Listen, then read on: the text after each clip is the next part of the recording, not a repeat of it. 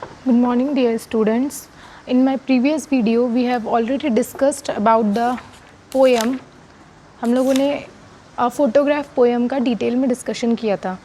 In my today's video we are going to discuss about the question answers.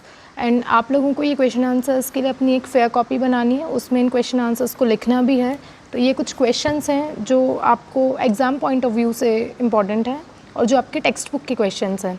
पहला question है, what does the word cardboard denote in the poem? Why has this word been used?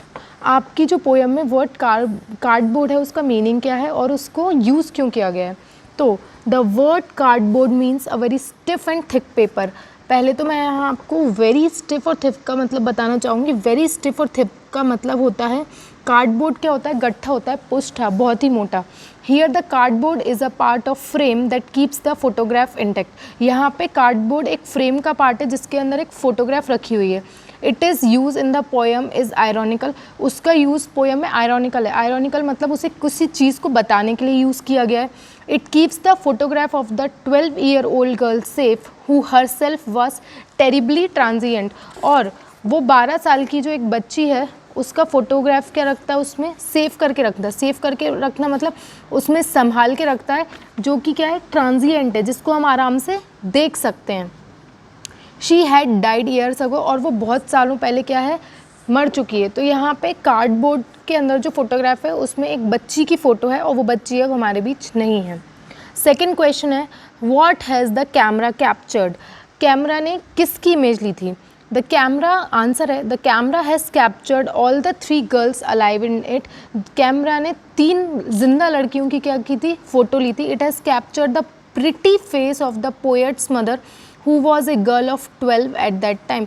उसने एक बहुत ही सुंदर चेहरे की photo ली थी जो कवि की कौन थी, माँ थी, जो उस समय पे कितने साल की थी, केवल 12 साल की थी. It has captured the smiling faces of 2 girl cousins बेटी एंड डॉली. उसके साथ ही उसकी माँ के साथ उसमें उनकी 2 कज़िन और थी जिनका नाम है बेटी और Dolly. They were holding the hands of the poet's mother in their hand. और वो सब क्या कर रहे थे, पोएट की माँ के हाथ पकड़े हुए थे उस फोटोग्राफ में. तो जो फोटोग्राफ है वो 3 बच्चियों की फ़ोटोग्राफ है. उनमें से एक जो 12 साल की बच्ची है वो पोएट की माँ है और बाकी 2 उनकी कौन है, बहनें हैं. तीसरा क्वेश्चन है, what has not changed over the years? Does this suggest something to you? इतने सालों में क्या चेंज नहीं हुआ, क्या ये आपको कुछ बताने की कोशिश कर रहा है? इसका आंसर है ये third point, the sea has not changed over the years. जो समुद्र है वो इतने सालों में नहीं बदला. It brings out the transient nature of man when compare to nature and object. वो मैन का, इंसानों का ट्रांजिएंट नेचर बताता है कि इंसान बदल जाते हैं पर मैं कभी नहीं बदलता हूँ. Time spares none. वक्त किसी को नहीं छोड़ता. स्पेयर्स का मतलब है किसी को नहीं छोड़ता. वक्त के साथ सब क्या है, बदलते चले जाते हैं. The pretty faces and the feets of the girls are terribly transient और mortal when compare to the ageless and unchangeable sea. लेकिन जो उन बच्चियों के पैर हैं या उनके जो प्रिटी फेसेस हैं, इतने सालों में वो ज़रूर बदल गई. ये एक पुरानी फ़ोटोग्राफ है, उसमें समुद्र तो वैसा का वैसा ही है, लेकिन ये जो बच्चियां हैं, इनके पैर हैं और इनका जो फेस है ये ज़रूर बदल गया. फोर्थ क्वेश्चन है आपका, the poet mother laughed at the snapshot. What did this laugh indicate? जो फोटोग्राफ है, स्नैपशॉट का मतलब मैंने आपको पोएम समझाते टाइम भी बताया था. स्नैपशॉट का मतलब होता है एक फ़ोटोग्राफ. जब फ़ोटो लिया था तब उसमें उस पोएट की मदर क्या है, लाफ करें और वो हंसी क्या बताती है. इसका आंसर है ये fourth point, the poet mother laughed at the snapshot that was taken years ago. जो पोएट की माँ है, जो कवि की माँ है, वो हंस रही हैं उस फोटोग्राफ में, बहुत सालों पहले लिया गया. In the photograph she as well as her girl cousin stood at the beach. उस फोटोग्राफ में वो और उनकी जो कज़न्स हैं वो एक बीच पर क्या हैं, खड़े हुए हैं. She laughed at the way all of them were dressed up for the beach. और वो उसी चीज़ को देख के हंस रहे हैं या उनके वो लोग बीच पे खड़े होके कैसे फ़ोटो खिंचवा रहे हैं. Perhaps they looked funny. पर वो कैसे लग रहे थे, सब लोग फ़नी लग रहे थे. She pointed it out to her cousins Dolly and Betty who were with her in the photograph. और यही चीज़ वो अपनी कज़न्स डॉली और बेटी को बोल रही थी जो उनके साथ क्या थी, फोटोग्राफ में थी. The laugh indicate her youthful strip. और जो वो हंसी थी, वो जो उनके जब वो छोटी थी, मुस्कुराहट थी, तो उस समय की एक यूथफुल एनर्जी से भरी क्या है, मुस्कुराहट है. नेक्स्ट क्वेश्चन है आपका 5th question, what is the meaning of the line both wry with the laboured ease of loss. इसका आंसर है ये 5th point, both the poet's mother and the poet suffer a sense of loss. जो poet की माँ है और poet दोनों sense of loss सफ़र कर रहे हैं, मतलब उन्हें समझ में नहीं आ रहा कि एकदम से सारी चीज़ें कैसे बदल जाती हैं, थोड़े सालों में इंसान कैसे बदल जाता है। The mother has lost her child like innocence और joyful spirit that the photograph captured here. वो माँ ने क्या खोया था, जो कि उनमें एक मासूमियत थी, इतने सालों पहले बचपना था, वो जैसे जैसे बड़े होते गए उन्होंने वो खो दिया, क्योंकि वो फोटोग्राफ इतने सालों पुराना है, उनके बचपन का है या जब वो बहुत छोटे थे तब का है।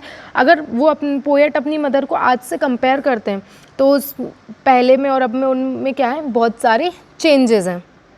अब उनकी माँ पहले जैसी नहीं लगती। For the poet the smile of mother has become a thing of the part. और पोएट के लिए क्या बदल गया, पोएट के लिए यह बदल गया कि उनकी जो माँ है, उनकी जो स्माइल है वो पहले और अब क्या है, दोनों अलग अलग हैं।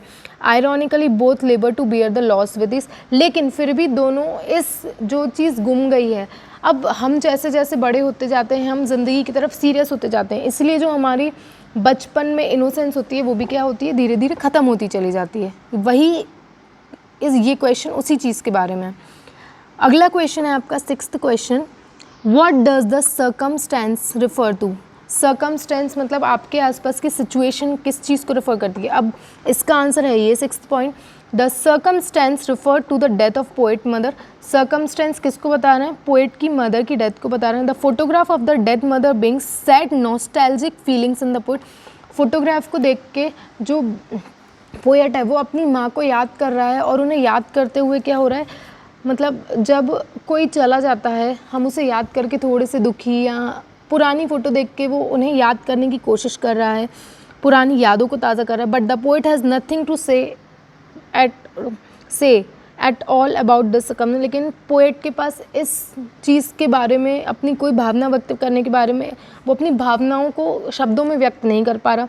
The silence of the poet makes the pall of silence prevailing there still deeper. और उसकी चुप्पी और ज़्यादा यह बताने की कोशिश कर रही है कि पोएट को किस चीज़ का मतलब ऑब्वियसली उसने अपनी माँ को खोया है तो उसे उस चीज़ का दुख है, और वो उस चीज़ को शब्दों में व्यक्त नहीं कर पा रहा, इसलिए वो उनकी फ़ोटोग्राफ देख के क्या है, बस उन्हें देखे जा रहा है। अब लास्ट क्वेश्चन है इसमें, the 3 stanzas depict 3 faces different phases. बहुत सारे जो पोएम में 3 अलग अलग पैराग्राफ हैं, वो 3 अलग अलग चीज़ों की कहानी बता रहे हैं, तो वो 3 अलग अलग चीज़ें क्या हैं। आंसर है ये last point. In the first stanza, the poet's mother is shown as a 12-year-old girl with a pretty face. पहले स्टैंजा में, पहले पैराग्राफ में पोएट की माँ को एक 12 साल की बच्ची के रूप में बताया गया है, जो खुल के हंस रही है और जिसका चेहरा क्या है, एकदम जैसे छोटे बच्चों का चेहरा क्या होता है, कोई हंसता है तो हमें अपनी तरफ अट्रैक्ट करता है, उसी तरीके का फेस उनका है। There she went paddling with 2 girl cousins. और वो वहाँ से समुद्र में जा रही हैं अपनी 2 गर्ल कज़न के साथ क्या करने के लिए, थोड़ा पैडलिंग करना मतलब तैरना slowly. This phase is before the poets birth. ये जो फेज़ है, ये जो उनकी माँ के बचपन की कहानी बताई जा रही है, ये उनके पोएट के जन्म से पहले की है। The second phase describe the middle age mother laughing at her own snapshot. और दूसरा जो फेज़ है उसमें ये बताया गया है कि कैसे उनकी माँ अब एक मिडिल एज्ड वूमेन, मतलब जिनकी एज 30 से 40 के बीच में मान लीजिए, और मिडिल एज्ड वुमेन हैं जो अब बड़ी हो चुकी हैं, जिनकी शादी हो चुकी है, और अब वो अपना पुराना फ़ोटो देखकर खुद क्या कर रही हैं, हंस रही हैं। The third phase describes the chilling Paul silence that the death of the mother has left in the poet life. और तीसरा जो फेज़ है वो इस चीज़ के बारे में जानकारी दे रहा है कि कैसे उनके माँ के गुजर जाने के बाद पोएट पे उस चीज़ का कैसा असर हुआ है, उनके ज़िंदगी में क्या है, वो चुप हो गए हैं या एक साइलेंस से, चुप्पी से वो अपने दुख को क्या कर रहे हैं, व्यक्त कर रहे हैं, और अपनी माँ का एक पुराना फोटोग्राफ देख रहे हैं। ये सारे क्वेश्चन आंसर सर आप अपनी फेयर कॉपी में लिख लीजिएगा। ये आपका चैप्टर 1 जो आपकी बुक हॉर्नबिल है उसमें 2 पार्ट्स हैं। एक है पहला chapter the portrait of the lady, और दूसरा चैप्टर है ये अ फोटोग्राफ। तो आप पहले पोएम के क्वेश्चन आंसर्स लिख लीजिए, हम लोग चैप्टर के क्वेश्चन आंसर्स नेक्स्ट वीडियो में डिस्कस करेंगे, और प्लीज़ इन्हें याद करना भी शुरू कीजिए। Thank you.